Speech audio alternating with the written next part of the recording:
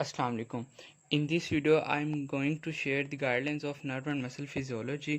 तो सबसे पहले बात करते हैं नर्व एंड मसल की जो वेटेज है यूएचएस के प्रॉफ में। तो प्रॉफ में अगर हम देखें तो नर्व एंड मसल के हमारे पास 2 एससीक्यूज़ हैं, ठीक है, और इसके अलावा राउंड अबाउट 9 to 10 एमसीक्यूज़ हैं, ठीक है। तो यानी ये एक मेजर टॉपिक है, making a total of about 19 marks का हमारा मतलब पेपर इसमें से आना है। तो ये हमारे पास एक मेजर टॉपिक है। यूजुअली क्या करता है, 5 चैप्टर्स हैं गाइडन में, इसके 2 पहले जो हैं वो नर्व के हैं और रिमेनिंग 3 जो हैं वो मसल के हैं। तो बाज़ का दोनों में से एक एक क्वेश्चन दे देता है, या बाज़ का मसल में से 1.5 दे देता है, हाफ नर्व में से दे देता है, लेकिन देता दोनों मतलब टॉपिक्स में से है। तो ये हमने इसमें से अब करना क्या क्या, इसमें से जो बेसिकली जो मसल फिजियोलॉजी है ना, वो तो हमारी गाइडेंस से कवर हो जाती है। जो नर्व फिजियोलॉजी ने इसमें गाइडेंस में कुछ एक्स्ट्रा चीज़ें लिखी जो कि मतलब रिक्वायर्ड नहीं होती, ठीक है। और इस लेकिन जो चीज़ें हमें चाहिए प्रॉफ के लिए वो इसमें मेंशन नहीं है, तो वो हमने डिफरेंट बुक से करना है, तो वो मैं आपको साथ साथ बताता हूँ। तो आइए स्टार्ट करते हैं। सबसे पहले बात करते हैं चैप्टर नंबर 4 की। तो चैप्टर नंबर 4 जो है ना, बेसिकली ये हमारे पास सारा इधर से कवर नहीं होता, नर्व फिजियोलॉजी जो है, ठीक है। इसको हमने कुछ पार्ट इसका करना होता है मुश्ताक से। मुश्ताक का वॉल्यूम 1 है, उसमें चैप्टर नंबर 2 है। ये चीज़ें पूछी जाती हैं खासतौर पर वाइवाज में। आपके क्वेश्चन इधर से होते हैं कि क्लासिफिकेशन ऑफ न्यूरॉन्स बताएं, मतलब यूनिपोलर, बायपोलर, मल्टीपोलर न्यूरॉन्स होते हैं, एग्जाम्पल्स उनकी। फिर प्रॉपर्टीज़ ऑफ नर्व फाइबर्स, ये लास्ट ईयर प्रॉफ में भी आया था और बेशुमार पहली भी आ चुका है काफ़ी दफ़ा। रियू बेस क्या होता है, क्रोनेक्सी क्या होता है, ठीक है, इसका एक्साइटेबिलिटी के साथ रिलेशनशिप क्या होता है, ठीक है, इसके अलावा यूटिलाइजेशन टाइम क्या होता है, और इनके दरमियान एक कर्व बनता है जिसको हम कहते हैं स्ट्रेंथ ड्यूरेशन कर्व। इस पर सेपरेट वीडियो भी है, ठीक है। तो वो अक्सर ये पूछा जाता है। लास्ट ईयर भी उसने पूछा हुआ था कि रियू बेस को डिफाइन करें, क्रोनेक्सी को डिफाइन करें, इस तरह यूटिलाइजेशन टाइम बताएं क्या होता है। तो इस तरह की डेफिनेशन दे देता है एक एक नंबर की। तो ये यहाँ पर नहीं लिखा हुआ गाइडन में, तो ये आपने बहुत अच्छे से करना है, ये मुश्ताक से ही करना है विद ग्राफ, ठीक है। एस टी का कर्व यानी स्ट्रेंथ ड्यूरेशन का। उसके बाद हमारे पास कंपाउंड एक्शन पोटेंशियल है, ये भी आपने मुश्ताक के चैप्टर 2 से आपको मिल जाएंगे टॉपिक्स। उसके अलावा नर्व फाइबर्स की क्लासिफिकेशन है, nerve fibre A, nerve fibre B, C, फिर आगे से एक ही आगे से alpha, beta, gamma, delta types होती है। तो वो आपने देखना, उनके डायमीटर, उनकी वेलोसिटी की बेस पे, तो वो देखना है, ठीक है। ये चीज़ें थी जो आपने मुश्ताक से करनी है लाजमी। उसके साथ जेपी से हमने एक चीज़ करनी है, action potential versus gradient potential difference पूछ लेते हैं। लास्ट ईयर के प्रॉफ में एक क्वेश्चन आ चुका है, मतलब नर्व फिजियोलॉजी से एक्शन पोटेंशियल और ग्रेडिएंट पोटेंशियल में डिफरेंस बताएं, ठीक है। अक्सर एचओडी का बहुत फेवरेट क्वेश्चन है ये। तो ये अगर आपको नहीं भी मिलता तो आप गूगल से सर्च कर लें, वरना ये आपको जेपी से मिल जाएगा, टेबलेटेड फॉर्म में है, तो आपने वही वाला प्रिपेयर करना है, ठीक है। उसके अलावा नर्व की कुछ इंजरीज हैं, तो ये भी आपको जेपी से मिल जाएंगी। ये 2 टॉपिक आपने जेपी से करने हैं, और ये जो रिमेनिंग ऊपर वाले थे वो मुश्ताक से करने हैं, ठीक है। उसके बाद जो गाइडेंस है अब क्या करना है, सबसे पहले चैप्टर 4 है, तो ये इधर कहानियाँ लिखी हुई हैं, सारा आपको एज इट इज़ करने की ज़रूरत नहीं है। सिंपल पता हो कि ट्रांसपोर्ट सेल मेम्ब्रेन से आपको पता पुरानी बात है, वही एक्टिव ट्रांसपोर्ट होती है और पैसिव होती है, ठीक है। पैसिव में फिर डिफ्यूजन ऑस्मोसिस आ जाता है, एक्टिव में फिर प्राइमरी एक्टिव और सेकेंडरी एक्टिव।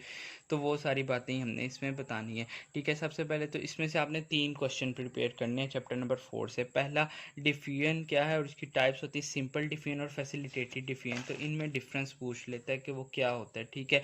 तो आपने वही आगे लिखा भी हुआ है यहाँ पर, ये फैसिलिटेटेड डिफ्यूजन, उसका ग्राफ ही आपने प्रिपेयर करने के। इसके अंदर ये मैक्सिमम वेलोसिटी होती है, ठीक है, वहाँ तक रेट इंक्रीज करता रहेगा डिफ्यूजन का, फिर एक पॉइंट आएगा कांस्टेंट हो जाएगा। लेकिन सिंपल डिफ्यूजन में जितनी हमारे पास सबस्ट्रेट की कंसनट्रेशन को इंक्रीज करते जाएंगे, रेट ऑफ डिफ्यूजन उतना इंक्रीज करता जाएगा, ठीक है।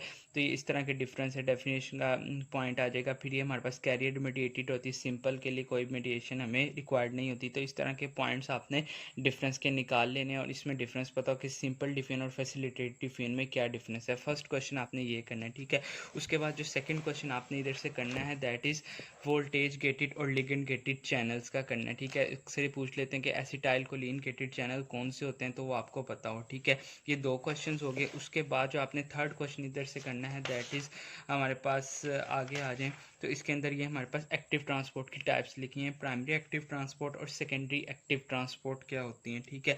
तो ये आपने पता हो आगे से। फिर हमारे पास सेकेंडरी एक्टिव की को ट्रांसपोर्ट और काउंटर ट्रांसपोर्ट होती है, ठीक है। ये टाइप्स आपने पॉइंट के तौर पर इसी तरह से निकाल लेना है। ठीक है, ये 3 क्वेश्चन मैं दोबारा रिपीट कर देता हूँ। Simple versus facilitated defiant, primary active transport versus secondary active transport, और जो चैनल्स होते हैं वोल्टेज गेटेड और लिगेंड गेटेड चैनल्स। ठीक है, और इसी के साथ ये जहाँ पे ये टाइप ऑफ ट्रांसपोर्ट लिखी हुई है, इसी में एक क्वेश्चन है हमारे पास, ये आपने पॉइंट याद रखना है। ये वही एफएससी वाला पॉइंट है कि for every 2 potassium ion that are transported inward, 3 potassium sodium ions are transported outward with the help of 1 ATPase pump या सोडियम पोटेशियम पंप। ठीक है, तो ये लास्ट ईयर 1 नंबर का क्वेश्चन भी आ चुका है कि उसने पूछा था कि इनमें क्या रिलेशनशिप है, तो वो आप लिखें।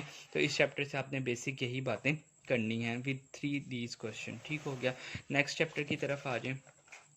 नेक्स्ट हमारे पास चैप्टर नंबर 5। जो चैप्टर नंबर 5 है ना, इसमें से आपने क्या करना है, सबसे पहले उसी तरह इसमें से भी सिलेक्टिव चीज़ें हमने करनी है। नर्ड्स पोटेंशियल करना है सबसे पहले, तो क्या है इसके बारे में पता हो। ठीक है, उसके बाद क्या है कि ये हमारे पास MCQs आ चुके हैं प्रॉफ में कि नर्ड्स पोटेंशियल पोटेशियम आयंस का कितना होता है और सोडियम आयंस का कितना होता है, ये आपने इसी तरह से यहाँ से तैयार कर लेना है। ठीक है, उसके बाद ये नेक्स्ट पेज पे इधर इसने लिखी हुई है गोल्ड्समैन इक्वेशन, इसका पता हो, इक्वेशन का पता हो। मेजरमेंट आपने एक्शन पोटेंशियल की कोई नहीं पूछता, ये आपने नहीं करनी। ठीक है, नेक्स्ट आज है रेस्टिंग मेम्ब्रेन पोटेंशियल।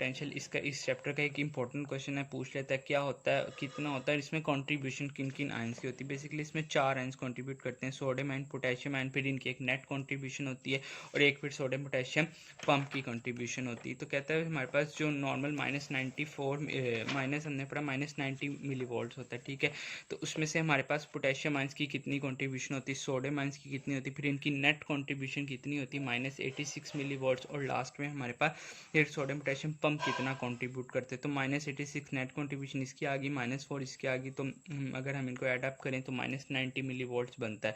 मेजरली फिर वो पूछ लेते हैं कि कौन से आयंस की वजह से रेस्टिंग मेम्ब्रेन पोटेंशियल होता है, तो मेजरली हमने पढ़ा -94 पोटेशियम आयंस की वजह से होता है। तो ये MCQs आपने याद रखना है। ये लॉन्ग क्वेश्चन आता है कि मतलब रेस्टिंग मेम्ब्रेन पोटेंशियल जो न्यूरॉन का होता है उसमें नोट लिखें, तो उसमें आपने सारा ये इसकी कंट्रीब्यूशन चारों आयंस की बतानी होती है। ठीक है, नेक्स्ट क्वेश्चन आ जाए हमारे पास न्यूरॉन एक्शन पोटेंशियल। बाज़ क्या करता है, ड्रा करने के लिए दे देता है और फिर कहता है इसकी स्टेजेस बताएं, डीपोलराइजेशन, रीपोलराइजेशन, ओवरशूट, इनको थोड़ा थोड़ा सा एक्सप्लेन करें। तो रेस्टिंग मेम्ब्रेन पोटेंशियल आपने वही बता देना कि -90 होता है। डीपोलराइजेशन मेनली किन आयन की वजह से होता है, तो वो आपने बता देना कि सोडियम आयंस की वजह से होता है। ठीक है, उसके बाद हमारे पास सोडियम का इनफ्लक्स होगा मेनली। ठीक है, उसके बाद रीपोलराइजेशन पोटेशियम आयंस की वजह से होता है, पोटेशियम का इफ्लक्स होगा, तो ये थोड़ा बहुत बता देना। ओवरशूट क्या होता है वो उसने लिख दिया हुआ है कि एक पॉइंट आ जाता है जहाँ पर हमारे पास बियॉन्ड द जीरो लेवल, ये जीरो लेवल था ग्राफ में, उससे ऊपर अगर ग्राफ शूट कर जाए तो उसको कहते हैं ओवरशूट पॉइंट। ठीक है, तो इसके बारे में थोड़ा सा पता हो, ये भी एक लॉन्ग क्वेश्चन है, इंपॉर्टेंट है। ठीक है,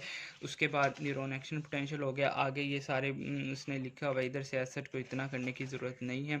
ठीक है, नेक्स्ट यहाँ पर थोड़ा सा उसने लिखा हुआ है कि role of ions in during action potential, तो उसमें स्लो चैनल फास्ट चैनल्स का थोड़ा बहुत पता हो, पढ़ लीजिएगा एक दफ़ा, इधर से एसेट इंपॉर्टेंट कुछ नहीं है। ठीक है, नेक्स्ट जो है threshold for action potential वो -65 मिली वोल्ट्स होता है, इसके बारे में पता हो। MCQs आ सकता है ऑल एंड नन प्रिंसिपल। ठीक है, या आप कार्डिक फिजियोलॉजी आगे पढ़ेंगे हार्ट की, उसमें भी है। ठीक है, मसल फिजियोलॉजी में भी होता है, तो ये आपने ऑल एंड नन प्रिंसिपल देख लेना क्या होता है। ठीक है, इसके बाद सेफ्टी फैक्टर कितना होता है, प्रोपगेशन का ग्रेटर देन 1 होता कि इसकी डेफिनेशन उसने लिखी हुई है, ratio of action potential to the threshold for excitation. ठीक है, मेजरली इधर से यही करना था। लेकिन एक बात याद रखिएगा कि जो नर्व के क्वेश्चन मैंने आपको दूसरे बताए ना, जो मुश्ताक से करने वो ज़्यादा इंपॉर्टेंट है एज़ कम्पेयर टू दिस। इसके ये जो चंद एक बताए हैं क्वेश्चन, ये पास पेपर में इधर से यही आ चुके हैं गाइडेंस से। इसके अलावा जो क्वेश्चन आते हैं ना, वो आपने नर्व वो मुश्ताक वाले ही करने हैं, तो वो आपने स्किप नहीं करना। ठीक है, next most important question of this chapter जो कि अक्सर औकात ही आया होता है, दैट इज़ साल्टेटोरी कंडक्शन। ठीक है, साल्टेटोरी कंडक्शन क्या होता है, माइलिनेटेड नर्व फाइबर्स में कंडक्शन होती है, इसकी डायग्राम बताने के नोड्स टू नोड्स, ये जो इम्पल्सिस हैं वो हमारे पास जंप करती हैं। ठीक है, इस पर इसके 2 एडवांटेजेस हैं वो लिखे हुए हैं, और फिर पूछ लेते हैं कि किन मतलब नर्व फाइबर्स के अंदर वेलोसिटी ऑफ कंडक्शन हाईएस्ट होती है और किन के अंदर स्लोएस्ट होती है। तो हाईएस्ट माइलिनेटेड नर्व फाइबर्स के अंदर होती है और स्लोएस्ट अनमाइलिनेटेड नर्व फाइबर्स के अंदर कितनी होती है। तो इस तरह से पार्ट्स बना के एक एक 2 नंबर का दे देता है विद डायग्राम इसकी अच्छे से आपने प्रिपेयर करनी है। ठीक है, ये एक इंपॉर्टेंट क्वेश्चन था इस चैप्टर का, अगर क्वेश्चन आए तो मोस्टली इस चैप्टर चैप्टर से यही आता है, ठीक है। नेक्स्ट उसके बाद ये रिफ्रैक्टिव पीरियड, या आप लोगों को पता हो इसकी टाइप्स, एब्सोल्यूट रिफ्रैक्टिव पीरियड होती है और रिलेटिव रिफ्रैक्टिव पीरियड होती है, डिफरेंस क्या है, ठीक है। फिर दोस्त में अच्छा इससे लिखा हुआ है, तो वहाँ से भी आप लोग देख सकते हैं, ठीक है। तो यहाँ से आपने नर्व फिजियोलॉजी के मेनली यही चैप्टर थे। आगे बाकी मसल फिजियोलॉजी का मैं नेक्स्ट वीडियो में एक्सप्लेन करता हूँ। कोई मसला हो तो आप पूछ सकते हैं। Thank you so much.